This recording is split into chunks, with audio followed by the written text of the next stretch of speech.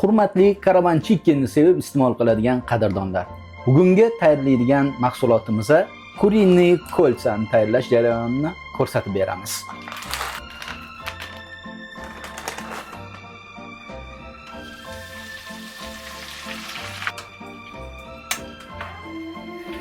Mana shunaqa tillarang bo'lguncha qovurish kerak. Bo'lmasa ichidagi sochnosti yo'qoladi.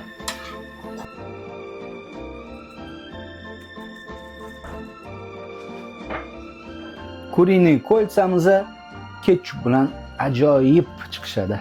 Mazasi ham o'zgacha bo'ladi. Bismillahirrohmanirrohim.